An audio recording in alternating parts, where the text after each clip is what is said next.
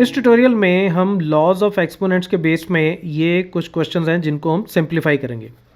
पहला क्वेश्चन मेरे पास ये है 2 to the power 2/3 into 2 to the power 1/3। तो इस केस में बेस जो है वो मेरा सेम है, दोनों नंबर्स मल्टीप्लाई हो रहे हैं, ये डॉट का मतलब ये मल्टीप्लाई हो रहे हैं आपस में। तो जब बेस सेम हो तो एक्सपोनेंट्स आपस में ऐड हो जाते हैं, यानी कि पावर्स आपस में ऐड हो जाती हैं। तो ये कितना हो जाएगा 2 टू द पावर 2/3 प्लस 1/3। ये जो पावर्स हैं ये आपस में दोनों ऐड हो जाएंगी, तो ये हो जाएगा 2 टू द पावर, अब इसको सॉल्व कर लो, 2/3 प्लस 1/3 मेरा कितना हो जाएगा 3, इसका एलसीएम आ गया, ठीक है, इन दोनों का एलसीएम 3 आ गया, ऊपर आ गया 2 plus 1 which is equal to 2 to the power 3/3। तो 3/3 कितना हो गया 1, that is 2 to the power 1 which is equal to 2 is the answer. तो ये पहला क्वेश्चन सॉल्व हो गया। अब सेकेंड क्वेश्चन में मुझे पूछा गया है कि मुझे सिंप्लीफाई करना है 3 टू द पावर 1/5 और उसकी पावर 4। तो ये इस फॉर्म का हो गया कि पहले a की पावर m और फिर उसकी पावर n। तो इस केस में जो दोनों पावर्स होती हैं वो आपस में मल्टीप्लाई हो जाती हैं, यानी कि ये हो जाएगा 3 to the power 1/5 multiplied by 4। अगर आपको ये लॉज अच्छे से नहीं पता तो मैंने पिछले ट्यूटोरियल में, जिसका लिंक मैं टॉप राइट कॉर्नर में दे रहा हूँ, उसमें बहुत अच्छे से विद एग्जांपल्स आपको ये डेमोस्ट्रेट करके दिखाए थे। आप पहले उसको देख लेना, उसके बाद इसको सॉल्व करना अगर थोड़ी सी भी दिक्कत हो। वैसे बड़े आसान से हैं ये।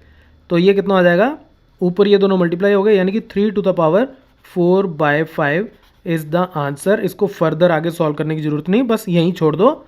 सो third question is 7 to the power 1/5 divided by 7 to the power 1/3। तो ये हमारा इस केस का हो गया कि ऊपर नीचे दो टर्म्स जो आपस में एक दूसरे को डिवाइड कर रही हैं, उनका बेस सेम है, ये 7 और 7 बेस सेम है। तो उस केस में जो एक्सपोनेंट्स हैं वो आपस में सब्ट्रैक्ट हो जाएंगे, यानी कि ये कितना हो जाएगा 7 टू द पावर 1/5। ये एक्चुअली होता है क्या है कि जब ये ऊपर जाएगा तो ये हो जाएगा into 7 to the power -1/3। Denominator को अगर मैं न्यूमरेटर में लेके जाऊं तो एक्सपोनेंट का साइन चेंज हो जाता है। तो इसलिए ये कितना हो जाएगा 7 टू द पावर 1/5 -1/3। आप चाहो तो डायरेक्टली ये लिख लो, सीधा ये लिख लो कि m में से n माइनस करना है, यानी कि 1/5 माइनस। इस स्टेप से आप डायरेक्टली इस पे आ सकते हो।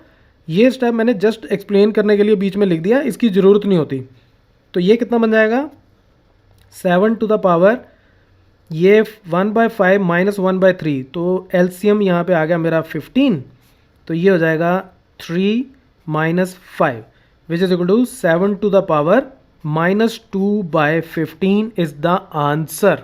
अब हम लास्ट क्वेश्चन सॉल्व कर लेते हैं। फोर्थ क्वेश्चन में मुझे दिया गया है 13 की पावर है 1/5 और ये मल्टीप्लाई हो रहा है 17 की पावर 1/5 से। तो इस केस में मैं इन दो नंबर्स को मल्टीप्लाई कर रहा हूँ, डॉट का मतलब मल्टीप्लाई हो रहे हैं।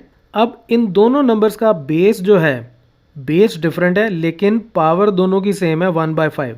तो ये इस तरह का केस बन गया कि बेस अगर डिफरेंट हो, पावर सेम हो और दोनों टर्म्स मल्टीप्लाई हो रही हों तो बेस आपस में मल्टीप्लाई हो जाते हैं और पावर कॉमन हो जाती है, यानी कि 13 को मैं 17 से मल्टीप्लाई कर दूंगा और दोनों की पावर हो जाएगी 1/5। तो ये कितना हो जाएगा मेरे पास 221 की पावर 1/5 इज़ द आंसर। इस केस को समझने के लिए जस्ट इन केस कुछ कन्फ्यूजन है तो आप इसको ट्राई करके देखना।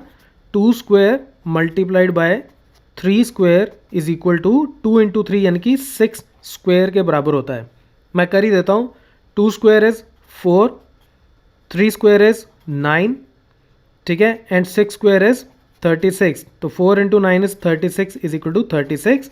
तो इससे आप इस एग्जाम्पल को अगर बाई चांस भूल जाए तो इस तरह की छोटी छोटी एग्जाम्पल्स आप खुद रफ वर्क में सॉल्व करके फाइंड आउट कर सकते हो कि आंसर क्या होगा। So that's it from this tutorial. Keep watching Mathemafia.